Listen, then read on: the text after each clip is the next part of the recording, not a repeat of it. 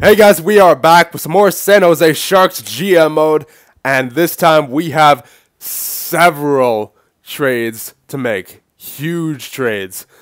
Now, I think this team is ready to sort of move on to the next stage of the rebuild, because if you take a look, we have all the pieces necessary for the future of this team, right? We've got a superstar winger in Kolyakovo.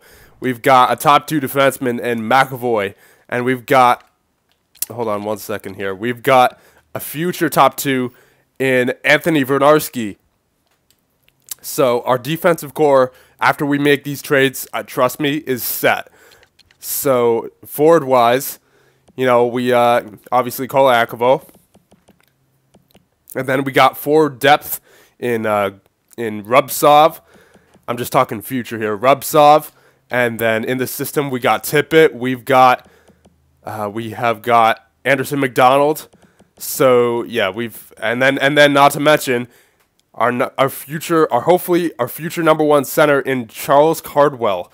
I know he's only 58 overall, and normally at this point in the GM mode, I would not be willing to wait for someone with that low of an overall. But given his potential and age, I want to see how he grows and potentially, you know, slot in at the number 1 center position. So Cardwell's going nowhere. And then goaltenders, obviously, we got Luukkonen, but we'll just get to the trades here. Okay, first trade we're going to make is with the Washington Capitals. When you take a look at their roster, it appears they are having a fire sale here. They are selling Suter, Niskanen, Oshie, Phaneuf, so Eller, Sedin, Ennis, Connolly. So they got a lot of their sellers for sure. And the reason why, you take a look at their goaltenders, absolutely nobody. I mean, it's 77, 76, and then 2 low AHL starter potential goaltenders. So we are going to be giving them 2 prospect goaltenders. And no, it's not going to be Malhotra and Esposito. It's going to be McCulloch and a high note. So we're going to put them in there because that would make them the best potential goaltenders they have. And we're going to steal a 2nd-round pick from them. So, and this will come in handy for a later trade. And I'm going to see if actually we can get a 3rd-round pick in here as well. I doubt it, but let's see. Will that go through? No. Okay. So let's try to get maybe a 4th in there. That would be potentially valuable. Proposed trade. Rejected. Okay, so we'll just go for the 2nd straight up. Will that work? There you go. Okay, so we just jumped off 2 of our goaltenders who were not going to make the team in any capacity for a 2nd-round pick. So I'm happy with that trade. Let's go over to the next one.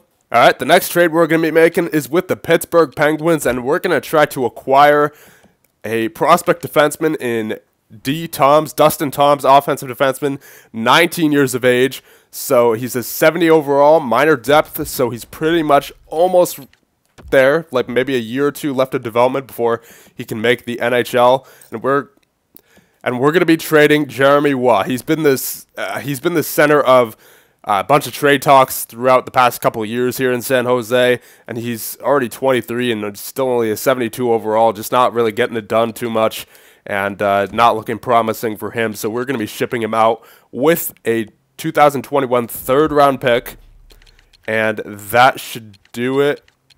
Yeah, but basically, you know, Tom's is 4 years younger than Waugh. And I figured it's an upgrade. Because at this point, we're not really too interested in the 3rd-round pick. Because at this point, we already have all the prospects that we need. And we just need to grow them. And any prospect that we get with that 3rd-round pick, even if it's a top 4 defenseman, is probably going to be in their mid 50s for overall range, you know. So I'd rather get a 70 overall 19-year-old right now than wait till the draft and have a top 4 defenseman in the mid 50s and take forever to grow. So proposed trade, there you go. That worked. All right, the next trade is going to be with the Anaheim Ducks, and they are looking to trade their elite potential goaltender, Frederick Mahler. 20 years of age, 76 overall. John Gibson obviously is their goaltender for now and years to come, so they are okay with giving up Frederick Mahler, so we're going to trade for him. And we're also going to be getting, before I go over to our side here, we're going to be getting a third-round pick back. So remember that third-round pick we gave to Pittsburgh? We're getting that right back right here. And going back the other way is going to be a 2023 second-round pick. Now, I know that's more value than the third, but remember, 2023, we're not going to care about that pick anymore because at that point, that is when I expect this team to be making the playoffs 2 years from now. So I'm going to put my money on that. And then the next asset going their way is going to be Travis Sanheim. Sanheim going to Anaheim. But yeah, he's gonna be going that way, and as well as Ukko-Pekka Luukkonen. So he's 21 years of age, 69 overall. So obviously Mahler is much closer to the NHL than Luukkonen is. If we were to stick with Luukkonen, we'd be looking at another 2 or 3 years before he's ready. But Mahler, he might be ready, NHL ready by next year. So that's my reasoning for this trade. Let's see if it will go through. Yes, it will.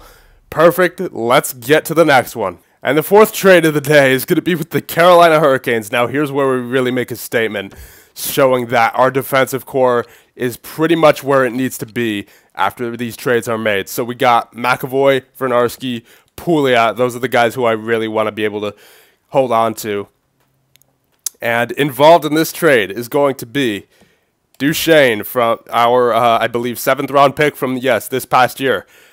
So he's only, he's in the mid-50s, low elite, so I don't see this guy growing too much, but he adds a lot of value to the trade. Graham Clarkson, our 2nd-round pick from 2019. So we're going to be adding him, too, to this deal. This is a big deal, boys. And then we go over to goaltenders. We're going to be giving them Cedric Esposito, a starter goaltender who we're not going to be using in the future because we got Frederick Mahler now, and we'll add him in there.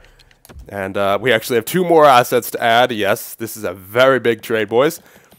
So a 2022 third and a 2023 third. And we're going to be getting none other than the defenseman Justin Falk. He's got a lot of trade value. He's only 28 years of age. He's got 2 years left on his contract. 87 overall, offensive defenseman. This guy is going to allow Kolyakovo and all of our forwards to focus on what they need to do offensively. And this guy will help out offensively as well as defensively. So I think this guy will be a good fit for now and the future. He should be able to stay for the rest of the GM mode on our team. And that is all that is going to be added to the Carolina Hurricanes side as we propose trade.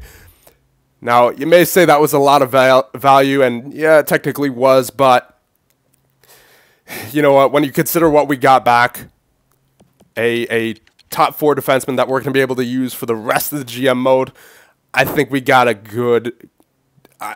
really good deal. And the Carolina Hurricanes wanted to give up Falk, so I think that's a really good trade for the San Jose Sharks at this point in the rebuild. Last trade we're going to be making is with the St. Louis Blues, and we're going to be sending their way.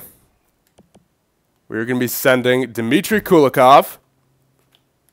As we go over to goaltenders, Seth Malhotra, another starter goaltender, potential goaltender who we're not going to be using anytime soon. So we'll add him in there.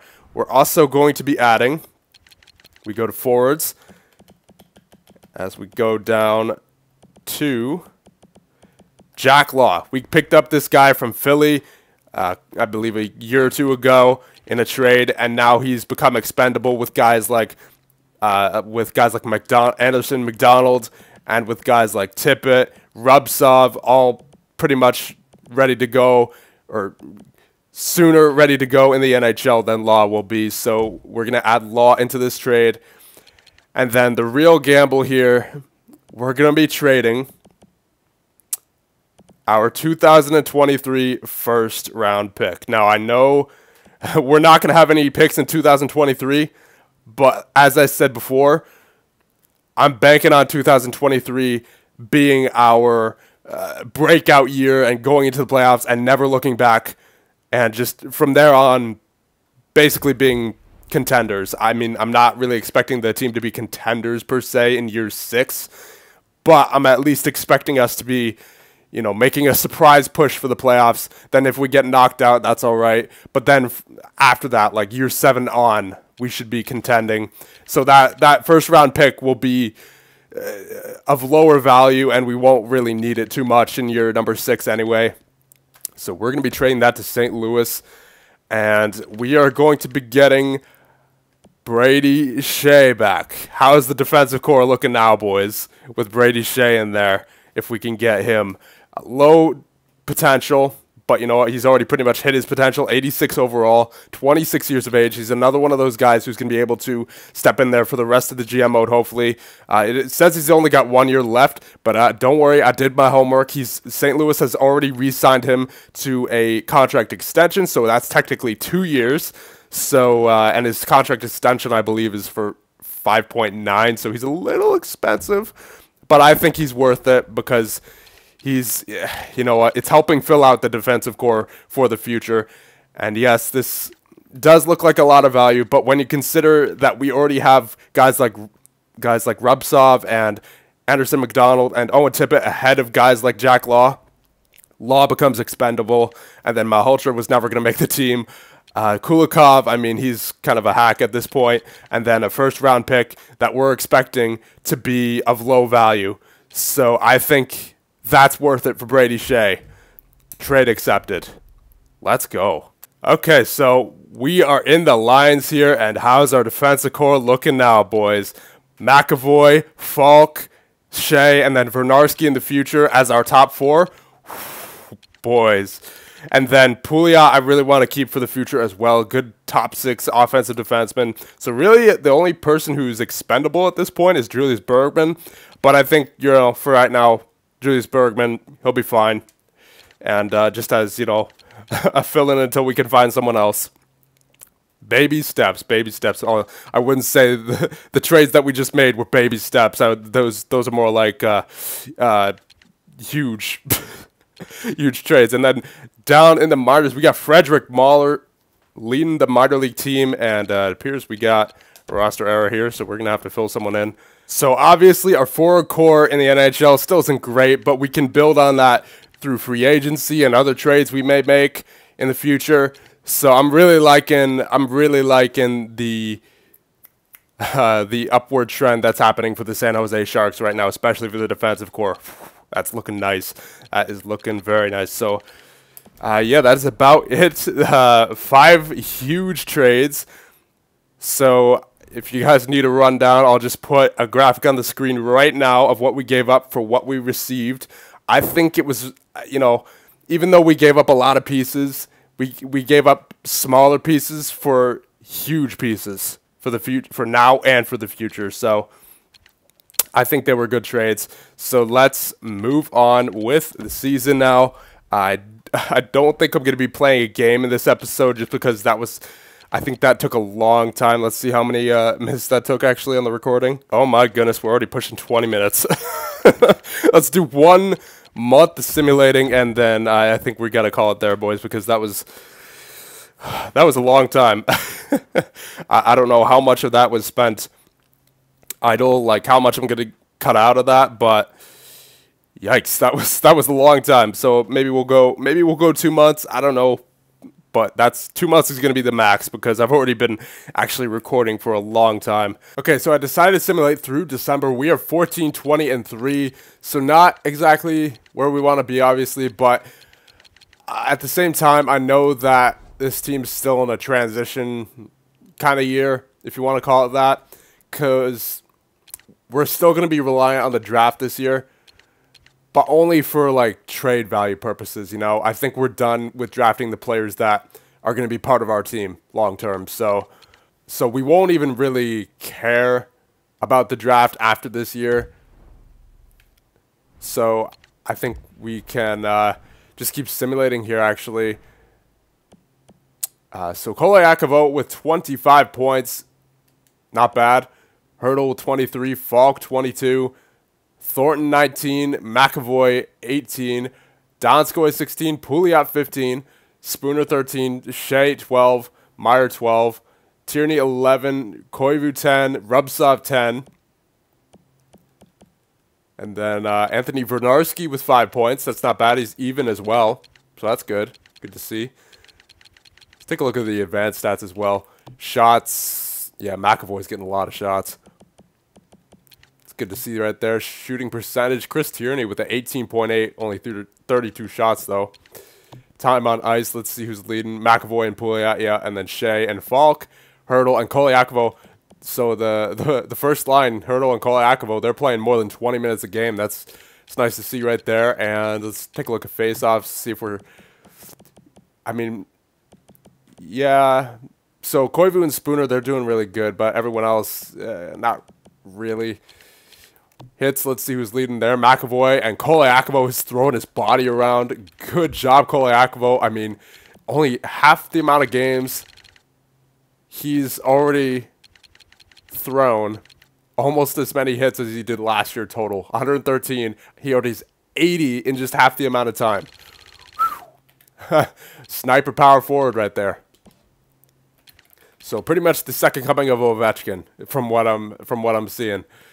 So you know, hopefully he can increase his goal totals. And then as we take a look at goaltenders, Saros not bad, 911, and then Binnington 900. Yeah, what are you gonna expect out of him? But yeah, not bad right there. Let's check out the AHL. Frederick Mahler, you beast. 930 save percentage, 6 shutouts, 20 wins. This guy's going to be great. This guy is going to be great. Let's check the skater stats for the AHL, see how Owen Tippett's doing. Yeah, still a minor scoring forward. We'll leave him down there. Let's see. Voloshenko, 13 points. Toms has 6. He's already at 71, boys. That's what I mean. Roy, not Roy. Wah just didn't seem to be growing at the rate that he should. So that's why I made that trade, and I'm happy I did because Tom's already paying off with the growth that he's been having so far. All right, so let me know what you guys think of the trades that we made. Obviously, there were a couple ones that may have been a little much in terms of value sent the other way. But again, when you consider what we got back, we got 2 pieces for our top 4 defensive core who are going to be able to stay here for hopefully the rest of the GM mode. And we got 5 out of our 6 defensemen set in stone at this point. You know, assuming Vernarski grows to where he should be, but you know, I'm not gonna. I have no intention of messing up Vernarski's development. So, let me know what you think about that. And then, yeah. So I think we can just use free agency this upcoming year to improve our forward core. Maybe get some extra value, and maybe, you know, if we have another losing season, which it looks like we're going to, have another solid draft, and then after that, you know, we start building the championship team. So let me know what you guys think, and I'll see you guys in the next one.